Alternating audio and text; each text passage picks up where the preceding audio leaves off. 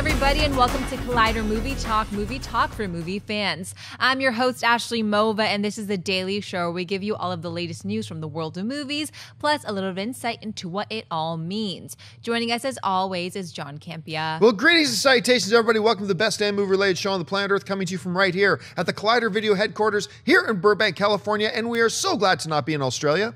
Also here, back from there, is Jon Schnepp. I'm back from Sydney, Australia. Hey, I had a great time in Sydney. It's winter there right now, so I just got right back into the frying pan of California. It's 98 degrees or something, but had a great time. Thanks to everybody who came out to see the film. Also here is Mark Ellis. I also traveled this weekend. I was in Anaheim, so long journey for this guy in the Ford Fusion. It's even hotter in Anaheim than it was in the Valley, which is pretty incredible. And just to clarify, I meant that in I'm glad Schnepp's back. Not that I don't want to go to Australia. I do want to go to Australia. Anyway. I'm in. I'll go to Australia. They have kangaroos there. Live movie talk in Australia. Let's make it happen. All right, well, guys, it's Monday, which means it's time for our weekend box office report, brought to you by our friends at AMC Theatres. Coming in at number 1 is the NWA biopic Straight Outta Compton, making an estimated $56.1 million. This marks the 6th largest opening of all time for a film in August. Coming in second place is the Tom Cruise film Mission Impossible Rogue Nation, dropping just 40% in its third week, bringing in another $17 million for a 3-week total of just under $374 million worldwide. In third place is the new Henry Cavill Armie Hammer film, The Man from U.N.C.L.E., making $13.3 million. In fourth spot is the Fantastic Four, making $8 million in its second week, dropping almost 70% from its week 1 opening. And rounding out the top 5 is the thriller The Gift, continuing its surprise run with an additional $6.5 million to bring its 2-week total up to $23 million on just a $5 million budget. Jon, what stands out to you in this week's box office report? There are several big things here. Okay, first of all, let's start with Straight Outta Compton. Not only is the 6th biggest opening in August history, it's also the number 1 opening in August history for an R-rated film, just beating out the American Pie 2, I believe. Ooh. So, like, we were expecting in the 40s to 50s, and it delivered. And I don't think it's going to drop a lot. I think you're looking at an under 50% drop going into next week. You also have to talk about Mission Impossible. The legs on this film are fantastic. So, I mean, good for it. I mean, and the word of mouth, once again, we see a 40% drop. That's fantastic. So it's doing really, really well. Fantastic Four, 70% drop from an already abysmal outing. I mean, I think it just crossed 100 million worldwide, which means the studio's poised to lose $60 to $90 million on this film, which is just psychotic to think about. Man from U.N.C.L.E. I remember when I reviewed this film, I said, man, I really like this film and it's going to bomb. And sure enough, they've got to be disappointed with the $13 million, especially since they made, I think, a really quality film. So it's unfortunate. And of course, The Gift. I mean, The Gift, a $5 million film. I think this is the second week in a row in the top 5 of the box office. That great. And finally, Ant-Man bows out of the top 5. It's in 6th position, still doing quite well. So yeah, a lot of activity here on the board this week. Mark, what stands out to you? Straight Outta Compton proves that internet memes can be a great way to advertise your movie. Even if people weren't aware this movie is coming out, you saw all these things straight out of something. You know, straight out of Collider. I had a straight out of Chili's meme made for me. Everybody had their own internet marketing campaign for Straight Outta Compton and ended up working. There's clearly an audience for this movie. I did my contribution. I took my nonfiction girlfriend to go see it last night, and it's a great movie. People should go watch it. If people wanted to see not only it for the filmmaking standpoint, but also for the history lesson as to what NWA meant to popular culture still today. So I think it's a worthy number 1. Man from U.N.C.L.E. versus Mission Impossible 5. You're not going to win that battle from a film quality standpoint or from a fact that I think Mission Impossible 5 was just a more fun movie. I liked Man from U.N.C.L.E. fine, but it didn't have the star power that Mission Impossible 5 has. And Fantastic Four, now it's out of my life. Now I don't have to worry about it anymore. It's gone. It's never coming back. I'm not concerned about it. Speaking of those straight out of Compton memes, there are way too many of them floating around. But one of my favorites was the Fantastic Four poster and then the meme saying "straight out of theaters," which I thought was a pretty good one. Anyway, Schnepp, what stands out to you with the box office? My favorite meme was one by, I think it was Lowell did it, "Straight Out of Krypton." That was amazing. That was a nice one. That was an incredible marketing campaign, and I'm amazed at how much movie this Straight Outta Compton made. I'm really happy though. I'm very happy that so many people flocked out to see this movie made about this amazing group and the careers that it spawned. So I'm gonna probably see it tonight or tomorrow. I'm really looking forward to seeing it. I did see Man from U.N.C.L.E. And I'm pretty on the plane, right? No, not on the plane. Oh, you got back and went to see Man from saw it last night. Oh wow, you've been busy. I just was like, I got to catch up. I was like ready to rock. But I'm seeing Straight Outta Compton with Holly, so I was like, I got to see a movie that's all right, Man from U.N.C.L.E. So I was disappointed to hear how little it made. It made almost like less than Fantastic. It made less than Fantastic Four made in its opening weekend. I mean, Fantastic Four made like $26 million. Everyone's like, it's the worst movie ever. And Man from U.N.C.L.E. made $13 million. But it got okay reviews. Yeah, I like the film. That is a bomb. That's like a box office turd. I'm not quite sure what the budget on the film was. 80 million. But was it? Yeah, they can't be happy with that. And all the campaigning and ads everywhere. That's like a horrible. But I think it also means, too, that Henry Cavill and Armie Hammer, God love him, I just don't think that they're quite ready to open a movie yet. I know that one of the guys is playing Superman, but it just doesn't mean that they can open any movie they want to. Guy Ritchie's name, I think it still carries clout in our industry, but I think fans are like, oh yeah, it's Guy Ritchie, I can catch that sometime later. It's not like a must-see in theaters. And when you're talking about the year of the spy movie, there's been really good spy movies this year, but people saw Mission Impossible 5, and now maybe they're done with that genre for a little bit until Bond comes around in November, so they wanted to see something else, and Straight Outta Compton is unlike anything else that you're going to see in August, so I think that's why people jumped on it. Well, the other thing that I think a lot of people are ignoring is this. Man from U.N.C.L.E. is before any of our times. Right. Like that I mean, I'm too young to have ever watched Man from U.N.C.L.E. when it was on TV. So I don't know who on earth they thought they were going to try target. So look, this is a difficult movie to market. So I'm not going to give the studio a hard time about the marketing of it because it's a hard one to market. But it seemed like the marketing I did see was relying a lot on the nostalgia factor and brand recognition. Right. But there's not brand recognition, and the people who have the nostalgic factor aren't going to a lot of movies. They're in hospitals. My parents, they can't walk. Those are my parents, so I don't know the who people they who thought. should have brand recognition can't remember it I can't anymore. get out of my wheelchair to go to the theater. You know what's weird? I mean, I gotta say, I really enjoy the film. It's my favorite Guy Ritchie film in years. I mean, he really knocked it out of the park. I thought everyone did a fantastic job. Armie Hammer was great. Cavill was great. Everyone in it was great. I think the marketing of it reminded me of like John Carter. Like they are like, well, here's a great movie. We don't know, like whoever the like 25-year-old young marketing team that they have you're right. They never saw Man from U.N.C.L.E. They don't know what they have. It shouldn't even been called Man from U.N.C.L.E. It should have just been called Uncle. That's I was thinking, you could have made this movie, taken out the Man from U.N.C.L.E. Yeah. Just make it the East-West tag team of action. Just call it that. I don't know. You call it something completely different. Don't pretend it's Man from U.N.C.L.E. So awkward. That's good. I mean, Right. East-West tag team something. Of action. Yeah, of action. I don't know, but Incorporated. It just don't associate with Man from U.N.C.L.E. And I think it might have done a little bit better. At least it would have been easier to market. Call it Straight Outta U.N.C.L.E. Yeah. and release it Straight again Outta this weekend. U.N.C.L.E. That's amazing. Remarket it next week as Straight Outta U.N.C.L.E. They just all of a sudden it made $20 million. All right, what's next? This past weekend, Disney held its D23 convention, basically a Disney-only Comic-Con. John and Mark were there and will share their thoughts on the conference a little later in the show. But one of the major pieces of news that came out from the convention was that Jurassic World director Colin Trevorrow has officially been announced as the director for Star Wars Episode 9, set to be released in 2019. Trevorrow also previously directed the critically acclaimed indie film Safety Not Guaranteed in 2012.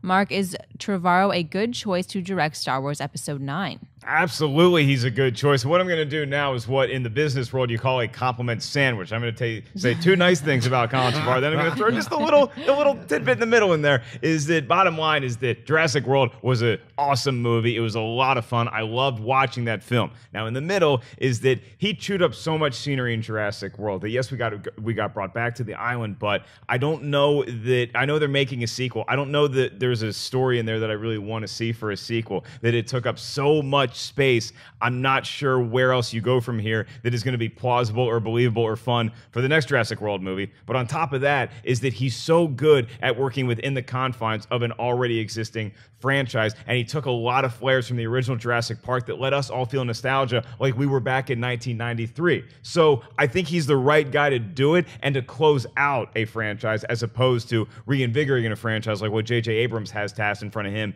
in Episode 7. He's the right guy to be headlining this trilogy and sending the Skywalkers off to a nice farewell.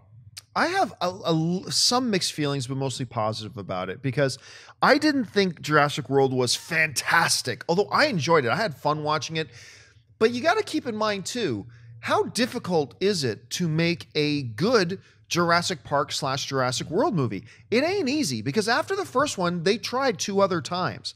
And I don't think Jurassic Park 2 or Jurassic Park 3 were terrible films, but it showed that that original Jurassic Park is a tough concept to follow up with. 2 great teams of filmmakers tried and didn't have fantastic results. Trevorrow comes along, though, and I think he topped number 2 and number 3. Mm-hmm. I think he did what was already exhibited as being a very difficult thing to do, which is to make a good, solid, entertaining Jurassic World movie, and he did that. But let's look beyond Jurassic World.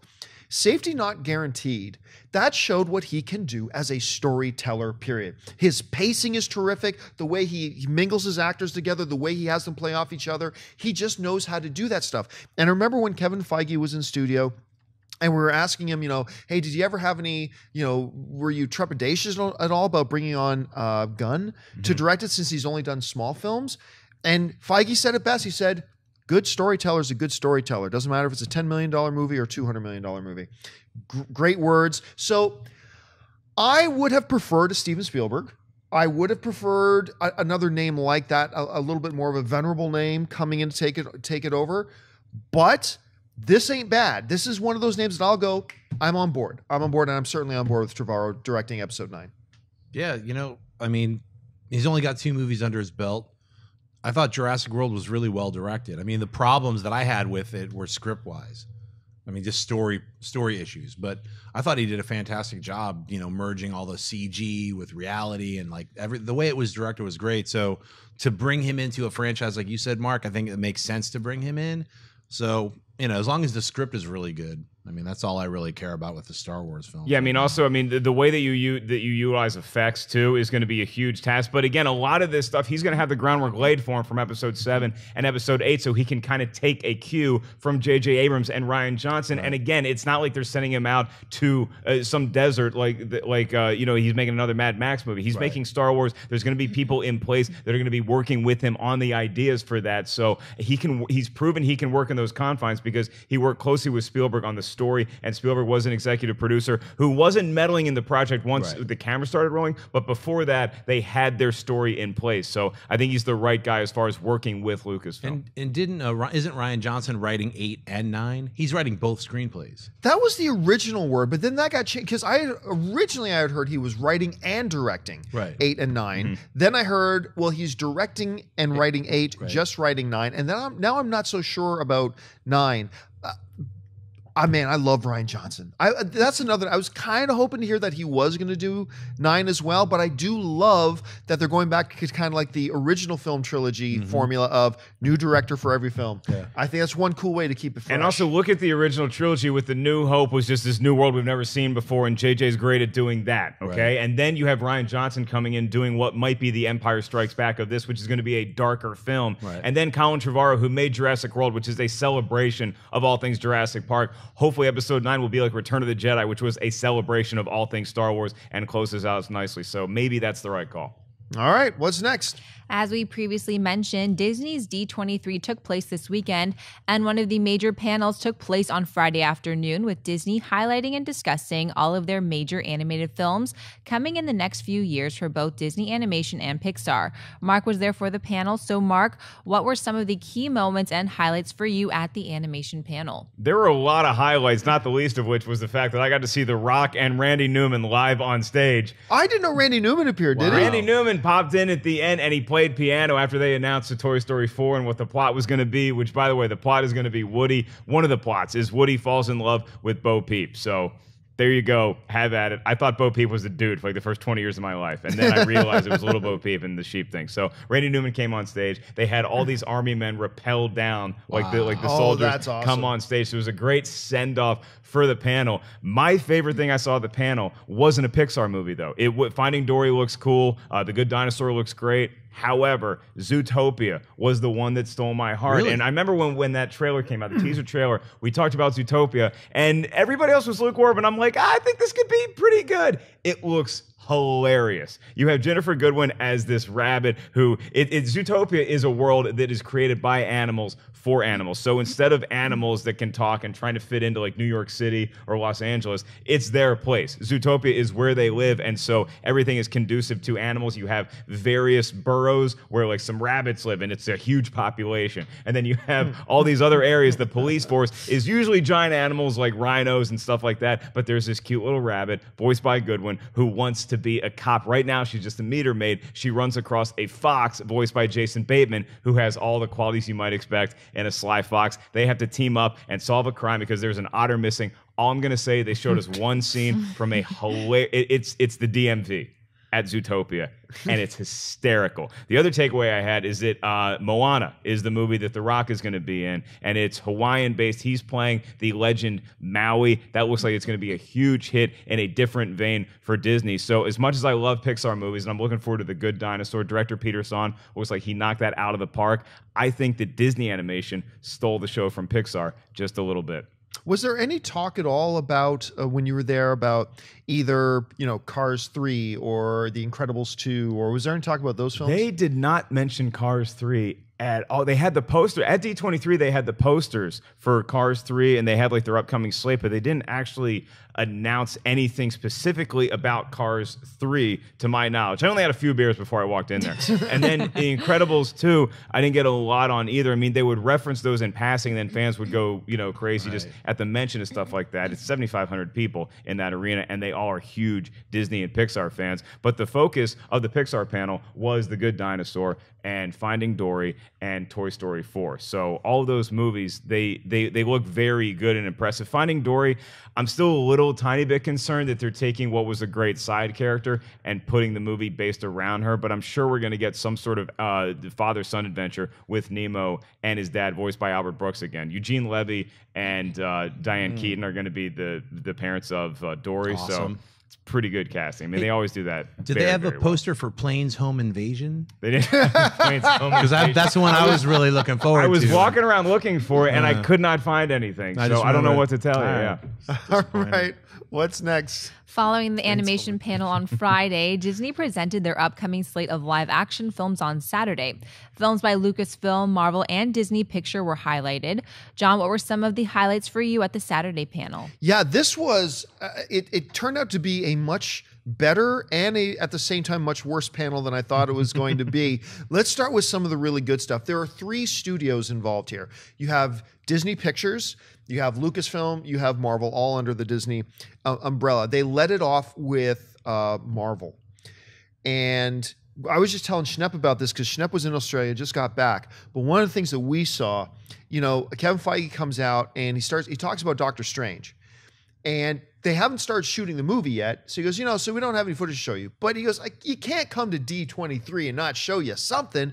So what they did was, even though they haven't started shooting the movie yet, their art department is basically done. Like, they have all the high-end art departments, their stuff. So what Kevin Feige did was he took a ton of that art, put in some music, and kind of made like a trailer out of just images, art images. Now, these aren't like stick figure, cell drawings on the wall storyboarding. This was like the high-end art, right? So like right out of the movie.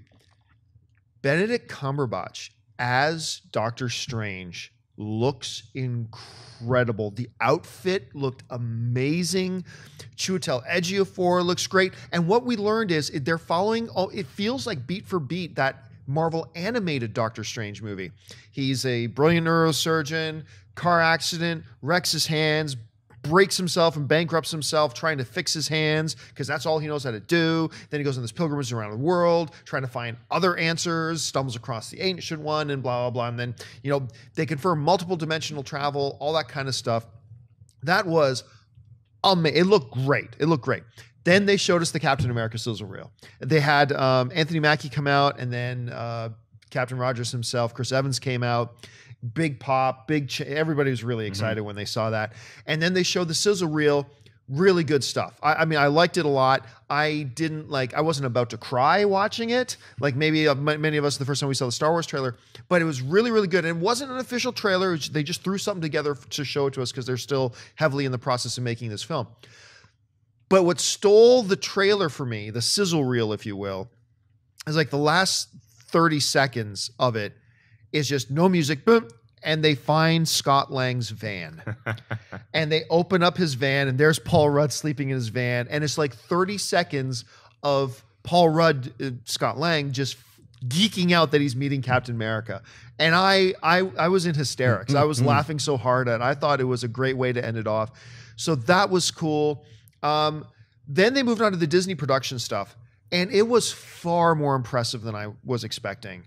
Like, I mean, the Alice in Wonderland or Alice Through the Looking Glass stuff. First of all, Mia Wasikowska comes out on stage. Was it just me, or does it look like no human being has ever been more uncomfortable standing in front of a crowd in her life than Mia did? She looked completely uncomfortable. You weren't at the animation panel on Friday. Some of the directors of Pixar movies, there's a reason why they're behind the camera and not in front of the camera. But it wasn't the best performance by an actor on a stage I've ever seen. It's like, hi everybody, okay, bye. and you know, the sizzle reel for it, whatever. It didn't do much for me. They didn't have anything to show us for the new Pirates of the Caribbean, which is understandable. They haven't started shooting yet. Well, but they had the guy. Johnny Depp comes out on stage in full Jack Sparrow garb. He comes out on stage in character, eating grapes and throwing grapes out to the audience, and that was pretty funny. Oh, it was awesome. I liked it a lot. But then there were a number of films Disney Pictures has coming out that I was already kind of intrigued by, but really caught my attention. Pete's Dragon, it really looks cool, the approach they're taking with it. They didn't let us see the dragon, which is cool, but that looks really intriguing. The new Chris Pine film, The Finest Hours. I thought that movie had potential, but everything they showed us in that panel, I just ate it up. I thought it looked terrific, like amazing human drama. I walked out of that panel really excited to see that film. So that was another one they had coming up. But the one that stole the show for me, I think the entire panel for me, because it was so unexpected, was Jon Favreau's Jungle Book. It's one that was coming. So, Jon Favreau's doing a take on Jungle Book. Cool, that could be neat. Favreau comes out and he starts talking about how this movie is going to be the most technologically advanced film ever in history. And we're all like, really? Jungle Book? And then they bring out Lupita Nyong'o, and then they bring out Sir Ben Kingsley, and then they bring out this little 9-year-old kid who's playing Mowgli, he looked so adorable when he came out to do it. So then they're going to show us the reel, and Jon Favreau, before they play the reel, goes, remember, we shot all this in Los Angeles. And then they show the trailer. And I'm telling you, visually, my mind was blown. I loved it, especially the snake, voiced by Scarlett Johansson.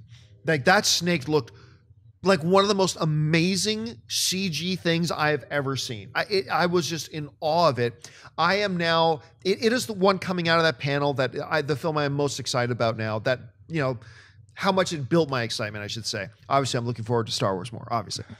But that brings us, and I want to get your impressions of the whole thing too here in a second, Mark, but that brings us to Lucasfilm. And remember how Kevin Feige came out and said, well, I can't, even though we haven't started shooting the movie yet, you can't come to D23 and not show anything. Apparently the memo didn't get to Lucasfilm. Because here's the thing that bothers me. Lucasfilm showed us Jack Squat, okay? And what that maybe wouldn't have bothered me Is Jack Squat much. a new character? Yes. being played by Donnie Yen. Donnie Yen's character is Jack Squat. That's his name. lightsaber just never works. Don't worry, Squat's got this. Jack Squat again. This never happens. Let me try again in 5 minutes.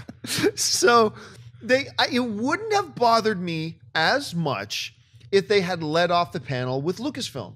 Let's start things with Lucasfilm. They bring out J.J. Abrams, and they had the new young cast, so Oscar Isaac, John Boyega, and who's Ridley? Daisy Ridley. Daisy Ridley and came out. Lupita Nyong'o. Yeah. And then they do this thing and then they show this new poster that they could have just put out on Twitter. So they show this new poster, like, oh, wait a minute. There's one person on this poster who's not out here on stage. Of course, Harrison Ford, the crowd loses their mind. It was the biggest pop of the afternoon. So Harrison Ford comes out on stage. And that's cool. And then they announced Colin Trevorrow, which again, they could have done in a tweet. They show one group image of, looks like a publicity shot for Rogue One. And look, if you're not going to show us anything, that's okay, I guess. Didn't lead off the panel. Like they had, you end strong. You know, you have your fastest runner run the final leg of the relay. And by the fact that they opened with Marvel, then Disney Productions, you felt like, I don't know, I was sitting there in this thing thinking they're going to do something huge. They're going to do something huge. They're putting Lucasfilm last, they're going to be doing something huge. And they did nothing. And here's the thing that bothers me. If Disney seems really hell-bent, and I love Disney, and I love everything that Disney does. Everybody knows this. But Disney has been trying to convince us that D23 is a real viable alternative to Comic-Con. This is their Comic-Con. This one's going to blow your socks off. And I'm sorry, but they went out on a whimper. I'm never going to D23 again. I haven't been gone the last few years. They convinced me this one's going to, this one. And you go, and the thing that everybody's looking forward to most, Star Wars. Your biggest announcement has nothing to do with the movies. It's about another theme park. And I'm excited about the theme park. Don't get me wrong. Very excited about it. That has nothing to do with the movie. And so I was really disappointed by that a lot, to the point that, you know what? I could have stayed at home, saw the tweet of the new poster, saw the tweet of the new cast photo, and I would have been fine. Very cool that I got to see the other sizzle reels, but color me unimpressed. I was unimpressed overall, even though a lot of those films I'm really looking forward to. Anyway, Mark, I've gone on here. Some of the highlights, things that stood out to you about that live action panel. I have a different take on the Lucasfilm panel, and I might just have the Luke Skywalker blast shield over my face because of this, but at the very least is what they did at D23 2 years ago with Star Wars, where they teased that maybe there was going to be, oh, okay, and they played the music that you heard Darth Vader breathing. Like, what are they going to bring out? And then they did nothing. And then it was just literally a teaser. They can't show that. Then they cut to 5 minutes of Disney's Bears, and we're like, wait, what the hell about Star Wars? This at least proves this, and to some extent Comic-Con too also proves that even when Star Wars comes somewhere and they don't have footage to show you, they are still going to go all out for their fans, doing whatever they can do. So if they can't throw footage at you, you can be damn sure they're going to throw as many images as they can, or a poster, or Harrison Ford on stage, who got not one, not two, not three, 4 standing ovations at various times during the event. And then the theme park announcement was so cool because you knew that they were going to plan something like that. Cool. The fact that they're doing 2 expansions of Disney World and Disneyland that are the biggest land expansions in the history of Disney, it just made me want to stay alive until 2020, whenever the hell this thing's going to open. They didn't give us a specific date, by the way. But Star Wars is under more scrutiny than even Marvel, and certainly Disney live action when it comes to what the footage looks like. So if their footage is not ready to go, I would rather them not show it to us. It sucks that I went to D23 and didn't get to see new Star Wars footage, but I'd rather have it be like that than see something from The Force Awakens that they didn't want to show us yet. And by the way, Entertainment Weekly did a lot of stuff on Star Wars The Force Awakens last week, and I don't need to know everything about this movie, okay? I don't need to know every spoiler. I don't need to see every image. Again, when the new trailer comes out, I'm going to be watching it. When the Rogue One teaser comes out, I'm going to be watching it. I thought we'd get a Rogue One teaser. I was bummed we didn't. But if they're not ready to show it to us, please do not rush it. Trailers are art, and I want to see them presented as such, like I saw with the Jungle Book stuff. Yeah, oh my God, wow. I lost my mind watching that Jungle Book. As soon as that is online, you have to rush out and click, or I guess stay in your apartment, and click that button to watch it. It is mind-blowingly awesome. The vocal talent, the way the effects look, the way the Panther and Shere Khan, Idris Elba as Shere Khan, Christopher Walken so great as King Louis, and Bill Murray. That was the best moment. It was Christopher Walken? Yeah. It is so great to see all of these people that you're like, I wonder if they could get this guy to be this voice. And it just looks like it's all coming together so well. What's the line? What's the line to do? Because you just see the orangutan's hand, right? The giant orangutan's, who are you? And you say, I'm the king, but I can't do Christopher Walken. But in the most Christopher Walken doing Christopher Walken voice, I'm the king. It was just hilarious. And with all the greatness that had the Jungle Book, I think that maybe as big of a pop, if not bigger, was just the announcement when they started talking about Beauty and the Beast live action. Oh, that's another big one. When you saw Emma Watson in that yellow dress for the first time, you could hear girls shrieking, and that was actually me. She looked just like you would expect Belle to appear. Yeah, she did. And then you also got to see a little bit of Josh Gad and Luke Evans. And there's some behind-the-scenes stuff they showed, a tiny bit of footage, and then Josh Gad and Luke Evans, who none of them were there live. They're actually on set filming right now, I believe. They sang a few bars from one of the classic songs from the Disney animated film, and it's like these guys were born to play these roles. So I like that. And then, the Civil War footage was awesome to watch. The one concern I have about the Civil War footage is at the very end, and I think this is giving away too much, is when Hawkeye and Black Widow are kind of tussling, and Black Widow looks up and says, hey, we're still going to be friends after this, right? And then Hawkeye says something, and it's kind of like that jokey vibe you got from Avengers Age of Ultron when they're all together, except they're not all together. They're actually fighting each other.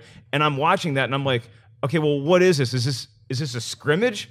What are we doing? What are the stakes of this? Are these superheroes? Are you actually trying to murder one another? Because you're fighting right now. So is this just practice? Or what are we... I don't understand what is going on here. I'm sure more of that is going to get explained, but I don't just want to see superheroes practicing in the X-Men training room for 2 hours before they go fight Thanos. Like, this better be a real storyline that we get here. Having said that, the Ant-Man stuff was amazing. Oh, the one so quick funny. shot of Black Panther, seeing Frank Grillo back as a threat to Captain America and his team. Yeah. I think the Russo brothers are the right guy to be doing these movies now. I just need to see a little bit more as to why we're joking around, but we're still fighting at the same time. We're still friends, right? Yeah, dinner Saturday. It was kind of off, but I'm so glad you brought up Beauty and the Beast because I forgot. Because one of the things I've been wondering about is like, can some of these guys really, really sing? Mm-hmm. And the Josh Gad, Luke Evans, they start singing some bars from No One, whatever, at like Gaston. Oh, what a guy, that Gaston. They start singing that. Josh Gad can sing. He can sing. And Luke Evans sounded great too. But that highlights for me, because they're still shooting Beauty and the Beast right now. They don't have a trailer to show you or whatever. So what do? They put together a package that they could show us to just kind of whet our appetites. They didn't have anything from Doctor Strange. So what do? Let's get some story art together and put some music to show it. What does Star Wars do? Nothing. And I'm still really bitter about that. They're building 2 theme parks for us, John. No, but 2 theme parks. Dude, they could have showed something from Rogue One. Hey, I got a question. They got Star Wars theme parks. Can you get drunk at the Mos Eisley bar? Yes. I'm going to get hammered on blue milk. Here's what it is. And this is pretty cool. But what they're doing is, it's like Mark was mentioning, the largest theme land expansion they've ever done. It's going to be 14 acres. Mm-hmm. And what it is, it's this one particular outer rim planet that looks like a cross between Naboo and something else more, but a little more outer rim, right? And the way Iger described it is like, when you walk into this land, you will feel you have walked into Star Wars. The streets will have droids and alien creatures walking around.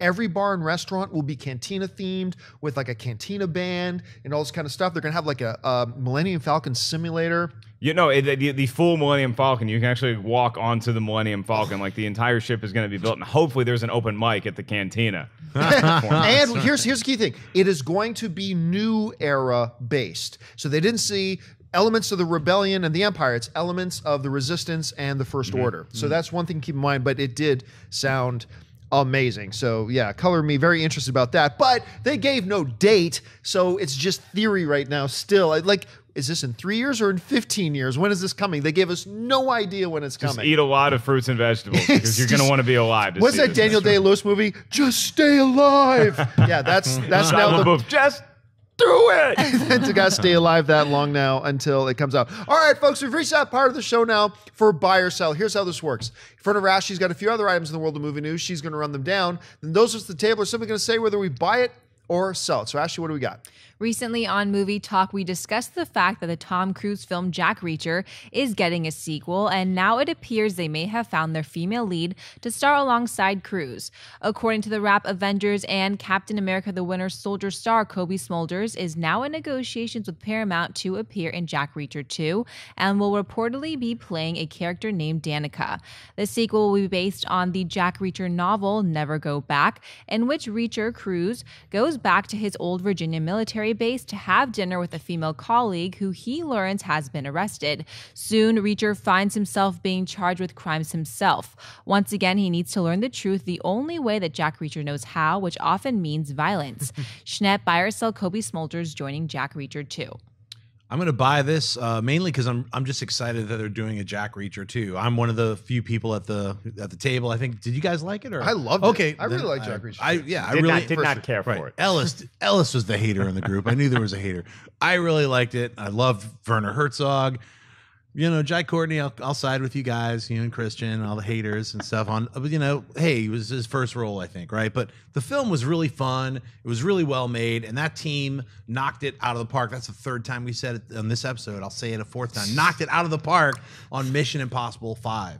Macquarie and Cruise. Is Macquarie on this Jack Reacher too? As a producer. He's not. He might be writing it as well, but he's not directing this. I'm hoping he's writing it because he's really shining right now, and him and Cruise are clicking at a really good pace. So I'm looking forward to it.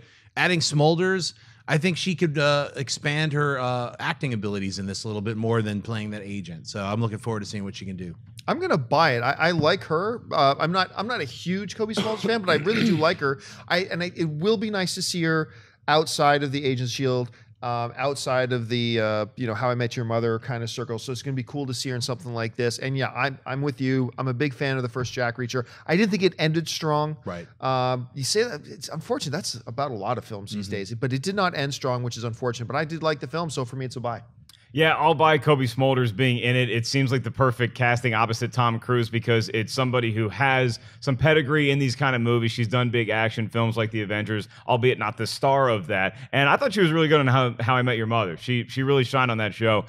But she's not going to be such a star that it overshadows why you're going to see this movie, which is Tom Cruise. Same thing that Rosamund Pike did when she was in the first Jack Reacher, where it's a nice actor, but it's not anybody that's going to be like, oh, wait, why am I seeing this movie again? You're going to see Tom Cruise. That's why you're going to see this movie. Now, if the question was, do I buy the premise of the new Jack Reacher? I can't say I would. He's going back to Virginia to take a female out to dinner.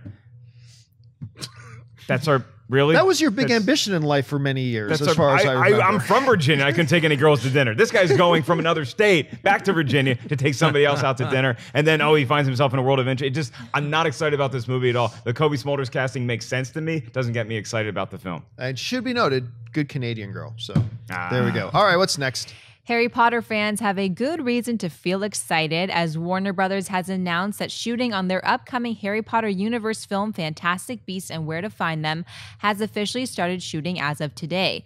The film is being directed by four-time Harry Potter director David Yates and stars Academy Award winner Eddie Redmayne as the lead character Newt Scamander, Colin Farrell, and Ezra Miller. Fantastic Beasts and Where to Find Them is set some 70 years before Harry Potter attends Hogwarts and centers on Newt Scamander, a magizoologist who's penning a book about magical creatures. As Harry Potter fans likely know, the eventual textbook would go on to be studied at Hogwarts by students, including Harry Potter. John, buy or sell Fantastic Beasts and Where to Find Them? I'm really impressed with how easily you say magizoologist. Right? You say that very well. I buy it. Look, this doesn't feel to me what I was afraid of at first. At first, when they started talking about this, it felt to me like every film in Hollywood history is made to make money, so I get that. But it did feel like a quick cash grab. It felt like, let's just capitalize on this. But the more I think about it, and the more I look about what it's about, it's not really a prequel per se, because it's set 70 years in the past. I don't know what happens to this Newt dude. I don't know if he becomes Voldemort. Well, no, we know he doesn't. But I'm saying, I don't know if he's the one who turns Voldemort evil. We don't know we know nothing about this guy really. And so the directions this could go in is just basically anywhere. They've assembled a remarkable cast, like a really first-rate cast. So it's feeling more and more to me like Warner Brothers didn't just put this together. It's like, we need another Potter film. And it felt like, no, we've got a great story here. Let's put this to screen. So for that reason, I'm going to buy it. Schnepp? Yeah, I'm going to buy it. I mean, especially because it's got Eddie Redmayne. If you haven't seen Jupiter Ascending, I think one of the knock it out of the park performances is his whisper screamo, king of the known universe, whatever the hell he was. Him and his brother and sister fighting over like liquid, human milk tissue or whatever. You got to see that movie. You really don't. You really don't. But you should. I think you really should see it. And I can't wait for Fantastic Beasts. It is a money grab. Why not admit it? Because, they were like, look, Rowling, get back at that keyboard and write us another Potter film. Make us a trilogy. Screw it, a quadrilogy. I don't care. Just give us something. What about Fantastic Beasts and where to find them? We'll take it. They didn't even know what it was. She just started writing it. She's just eating a crumpet. Went back to her little coffee house in Edinburgh. There it is. And you know what? I'm excited about it because everything she wrote was fantastic. I love the Harry Potter series. And I think them going back to a series like this, which was so full of magic and fun, why not keep going back to this universe, especially if the actual person who created this universe is willing to go back to it? Remember, she was like, I'm done. I closed the book. And then I'm sure that sound of that beep, beep, beep. There's like, what's that? It's 400 trucks filled with gold bullion and these other things, the weird things that you ask for, like red pandas and other strange, obtuse, like the 4 last white rhinos. They're here they come. And this, everything she asked for, it's like, all right, just leave it there. Here's the book. I buy it. So you're saying she actually asks for Fantastic Beasts before she was going to write the Fantastic Beasts? So. And where to find them. I would seriously, if anybody out there can please tweet to us, I would love a mashup poster of Fantastic Four and where to find them. If you could send me that poster, I would love to see it. Okay, anyway, Mark, buy yourself. You can find them on Skid Row. I think that I'm going to buy this. I'm going to buy this story because, you're right. The movie sounds fantastic. David Yates is actually the name more so than Rowling or anybody else that stands out to me because he knocked Harry Potter out of the park. He really did. So many times. He knows this universe. One of the great things about the Harry Potter films to me was the way they juxtaposed what the real world was like and then this magical fantasy land that you go to that also is in existence somewhere. Are they going to do that with this movie, or is this all going to take place in that realm? That's one of the big early questions I have. The cast looks tremendous. Colin Farrell, I think he's great. Eddie Redmayne was amazing as Stephen Hawking, and he deserved the Oscar. But you're right, the Jupiter Ascending thing, it's hard to get that performance out of my head. But overall, this is a big buy for me. This looks really good. And when I heard the news, I was like, oh yeah, this sounds like a cash grab. I don't really need to go back to this universe. But it's 70 years before any of this took place. So there's a lot of room in there for this guy Newt to either be good or bad or die or continue to live. Well, listen, folks, before we get to mailbag, just want to let you know that one of the films opening up this week is the brand new Hitman Agent 47. Now, a couple of days ago, we were really excited to have the female lead of that film, Hannah Ware, here in studio with us to talk a little bit about the new movie. We want to share a little bit of our conversation with you now. So here, check this out. What is a long-standing tradition in Hollywood is in an action film, there's a damsel in distress. And I get really excited when I see a film that turns that on its head a little bit. So do I. And it's great when we've seen this trailer, we see this progressions just in the trailer that you appear at first to be this damsel in distress. Turns out you're a hardcore badass in this movie. Tell us a little bit about your character Katya in this film. Katya, but when I first read the part, that's you summed it up very well. She isn't a damsel in distress. I actually never saw her as a damsel in distress from the beginning. I saw her as she could have been a boy or a girl, just someone quite lost, looking for a way to feel more at ease with herself and find her place in the world. And she goes on this kind of crazy journey with Agent 47, and it becomes known that she has her own abilities and great strengths and fighting power. So she is definitely not a damsel in distress by any means. And it's exciting to play with the boys. And as a female and an actress, you want to do roles which you can identify with, because believe it or not, lots of us don't feel like we're damsels in distresses like in 2015. So it's exciting and great. Once again, Hitman Agent 47 opens in theaters everywhere this week. And thank you so much to Hannah Ware for coming in. All right, folks, it's now that time of the show for mailbag. Listen, if you've got a topic or a question you'd like us to address on the show, just email it in anytime to collidervideo@gmail.com. Ashley, what's in the mailbag today? Matthew Gray writes, "Hi, all at Collider from London, England. Massive fan of the show. My girlfriend and I watch every day. We were discussing the negative feedback Man of Steel received due to the large number of civilian deaths in it. However, surely an equal number of people died in the first Avengers film. How come no one really makes this comparison?" Well, because some people were desperately looking for justifications for their hatred of Man of Steel, which is a masterpiece of a film. I love that movie. No, but this brings up a bigger issue. This brings up a bigger issue because look, you don't have an alien invasion and didn't have anybody die. Lots of people died. But this brings up a bigger issue to me because we've kind of addressed the question, why do people complain about this and not that? Because everybody's picking a side for some stupid reason. The big issue to me, though, here is the issue of civilian casualties at all in superhero movies. And look, it would have been ridiculous to say, oh, the Avengers failed if even one civilian died. There was an army of invading aliens and 6 of them. There's only so much you can do. With Man of Steel, he did what he could do. But here's the other thing. Civilian casualties actually, to me, are important. Why? Because once you're in Man of Steel and you see those buildings coming down and you see the carnage that these Kryptonians are trying to inflict upon people, that is what gives it, to me, the dramatic weight that separates modern comic book films from something really campy in the 70s. It's that dividing line that now we have this dramatic tension. There are things at stake. You can say things are at stake. You can say we've got to save the world.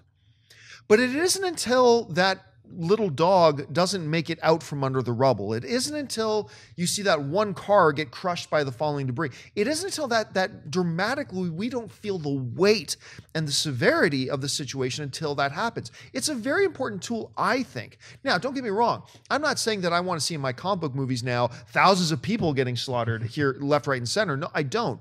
But there is something very true to be said about the dramatic weight that brings when you introduce in very tangible ways things are at stake here. Here's a little taste of what we're trying to prevent. Boom, and something bad happens. So to me, it's important for these things to happen. Anyway, Schnepp, as a director yourself, how would you approach stuff like that? How do you like to see that stuff? Well, it's a really interesting comparison, not just Avengers versus Man of Steel. I'll go back to Superman 2, and the 3 Kryptonians are fighting Superman in Metropolis, and Zod realizes he cares about them. Remember that scene? Yes. That's the differentiation between us and him. If we can inflict pain on them, that's his weak spot, and then we can kill him. And a bunch of silliness. There's a guy talking on the phone while they're blowing their wind breath and stuff. Certain scenes in that don't follow through. Certain scenes really do. I mean, I still love Superman 2, but that's just indicative of that time period. He takes them away to his fortress of solitude to fight them because he's like, I'm going to make you, chase me down because, he's running away, whatever. With Man of Steel, he'd only been Superman for one day. I mean, that's my argument for people are like, well, how come he didn't take them away from, Metropolis? He's why? Because if he flew away, say, chase me, Zod, Zod will be, no, I'm good right here. Yeah. Kill. They have this thing destroying the planet, so it's a number of things that happen there. And yeah, I mean, actually the civilian casualties, I'm really happy to see that Batman v Superman is going to be taking that into consideration. Yes. And using that as a major story point to bring Bruce Wayne into the battle, to fight Superman or whatever's going to happen with that. I think it makes sense. And it actually makes the character of Superman, Clark Kent, Kal-El, whatever you want to call him, more powerful because he's learned something in this, and he's learned the value of human life, and he's learned that why he's here as maybe a defender or a person on this planet to be better than, to help. I think all those things, yeah, you could have gotten away without having, 1 million people die or even one person die, but that's the story they decided to tell, and they're moving forward with it. So I think it's a cool thing. I mean, I don't think Avengers versus Superman, the Avengers made it any lighter. I think Iron Man 3, they have, Tony Stark has nightmares of these creatures from another planet attacking him. So that's why he's so driven to create an Ultron or to create something to protect the planet, to create a human shield, something that will protect us from these creatures that he didn't know existed. So I think all of it is done in different ways. They're telling the stories in different ways. But Yeah, I'm glad you brought up Ultron because I think that's the better the comparison with Man of Steel, because in Ultron there's this scene where they have the Hulkbuster going up against Hulk, and then after Mark Ruffalo's character Banner comes down from that Hulk, he realizes that they just wrecked an entire city fighting and that people died because of him. And he's having a very real moment, but it's used to heighten the dramatic tension, same way it was done in Man of Steel. I have problems with Man of Steel, which is not a perfect movie. However, the end was not one of them. I thought the end saved some of the other stuff that I thought was a little dull in the film. And again, when you look at it in context of what it's going to mean for Batman v Superman, where this is the whole reason, those civilian deaths, sad albeit, is why Ben Affleck is running towards all that action when everybody else is going away from it in the new trailer. So there's a reason going forward in the story that all those people had to die. What we should have in both Marvel and DC movies is the civilian death counter, like what we had in Hot Shots Part 2, where we just get as many people dying, we see if we can break records. The most civilian deaths of all time, to my knowledge, in one movie, Star Wars, A New Hope. Alderaan. Millions of voices suddenly cried out in terror. Okay, what's next? Xavier Martinez writes, "Hey guys, love the show. Last night I saw Straight Outta Compton and it kicked ass. Although I agree with John's statement about the third act, I also believe the acting was great, even exceptional, by Jason Mitchell, who portrays Eazy-E. So with the film out now, do you guys think it has any Oscar chances? I love it and want it to get some recognition. Thanks and keep up the great work." Straight Outta Compton, we were talking about it earlier. We all gave it positive reviews, other than Schnepp, who hasn't seen it yet, and I'm sure he will actually. He chose The Man from U.N.C.L.E. Yes, which is actually a good choice. It's a good movie. I have to Oscar chances for the movie as a whole, not great. Like I said, I think the movie fell apart a little bit in the third act and stuff like that. But Jason Mitchell as Eazy-E was the standout to me in that. I thought he was terrific. And I thought they made some very strange storytelling decisions going in the third act. And suddenly he's this, suddenly he's that. But regardless of that, that's not the actor, okay? Whatever weirdly out of place scene they put him in, he made me believe it, and he made me buy into it. I thought he was terrific because he's the first character we meet in the film. He's a very important part of it as we get towards the end. And following him, I thought, became the most interesting part of that story. And his performance is not a small reason as to why that was the case. I thought he was exceptional. Do I really think he has a chance of at any Oscar buzz later in the year? It is so difficult to say when a lot of the Oscar baity movies haven't even come out yet. If the Oscars were being given out today, if today was Academy Award, what day is it today? Monday. If it was Academy Award Monday, would I say he should have a place in the 5 nominees? As of today, I'd say yes. Now, let's see what happens towards the end of the year. But yeah, you bring up a great point. That is the one that really stands out to me that has a really great shot. And I don't know what the rules of soundtrack are. Considering none of this is original for the film, it's all previously recorded material, but I would certainly go soundtrack if it didn't violate the rules. Anyway, what do you think? Absolutely, yeah. It's not an original score, so I don't think it can play in that ballpark. But yeah, Jason Mitchell was fantastic. I thought Corey Hawkins as Dr. Dre and O'Shea Jackson as Ice Cube were also terrific. The first time I saw the movie, O'Shea Jackson was the standout to me because I grew up more with Ice Cube than I did with Eazy or even Dr. Dre. But having seen the film a second time, you're right. Eazy-E was the best part of the movie. Having seen that a second time, he would be the one that I would nominate for like a best supporting actor kind of thing. I don't think it's going to happen simply because you do have to wait for all these fall movies that are positioned specifically to get talked about when you're referencing Oscar nominations. So I don't think that's going to happen. F. Gary Gray, as if it was Oscar Monday, I might throw him in for best director, but I don't think it's going to happen once you get all these other films that come out in 2015. Schnepp? Yeah, it's really hard to tell. Like you said, I mean, there's so many movies that are going to be like weighted in the next 3 months that are all vying for the Oscar. But an interesting thing about Straight Outta Compton, I was just reading this weekend, not having seen the film yet, but knowing about the third act, and I've heard a lot of people say the third act just feels like it's really condensed, or it's almost like a different film. But their first cut of it was like over 3 hours. And then they did a massive amount of reshooting like 2 months ago. literally like shooting all these new sequences because they were like, we don't have enough of this, or we don't have enough of that. And they also cut out a lot of stuff like Ice Cube's sister and all these other like sequences. So I guarantee you that if like there could be a 5-hour cut sitting on Blu-ray like next year, which could be pretty awesome. So How long? I just remember, how long was your first cut of The Death of Superman Lives Again? oh wow, I think it was like 3.5 hours. It was like 3 or more. Yeah, I it was remember. maybe. Yeah, I remember it was like super, and that was before John Peters. Right. So it's like you end up having an assembly, and then you're like, all right, this goes. You just have to start cutting stuff down, and with it, whatever kind of thing whatever media you're making, you end up like having this giant thing, and then you're sculpting it down. So I'm really looking forward to seeing Straight Outta Compton. Yeah, and if there was an award for best supporting actor, give it to the guy who played Suge Knight. Phenomenal as Suge Knight. He was pretty good. Oh, he's great. Yeah. Very, very one-dimensional character, but he sold it. Suge Knight. I mean, I'm not going to say anything bad about Suge Knight. You know what I? Yeah, that character sold it. All right, folks, that will do it for us for this installment of Collider Movie Talk. Thank you so much for joining us. Listen, don't forget, lots of great movies are playing out of friends over at AMC Theaters. Head on over to www.amctheaters.com for all of your theater, showtime, and of course, your movie ticket information. And hey, folks, listen, don't forget, subscribe to this YouTube channel. Keep up to date on everything going on in the world of movies and movie news. Subscribe to our Collider Video YouTube channel.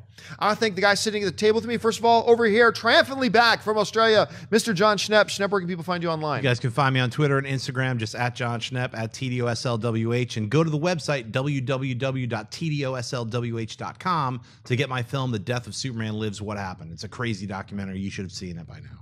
And of course, over here, Mr. Mark Ellis. Mark, all the way back from Anaheim. Where can people find you online? Doesn't matter. You can find me because you can also find Jon Schnepp and Dennis Zhang competing as Team Collider this Thursday in the Ultimate Schmodown. They're going up against Matt Lieberman, Steve Zaragoza. Should be a knockdown, drag-out fight. It's going to go all 3 rounds, just like John's matchup did. And where can people find you online? At 5150 Ellis on Twitter and Instagram. And of course, our lovely host today, Miss Ashley Mova. Ashley, where can people find you? On Twitter and on Instagram at Ashley Mova. Happy Monday, guys. And you can just find me on Facebook or on Twitter, just at Jon Campea. Thanks a lot for joining us, guys. My name is Jon Campea for Collider Video, and until next time, bye-bye.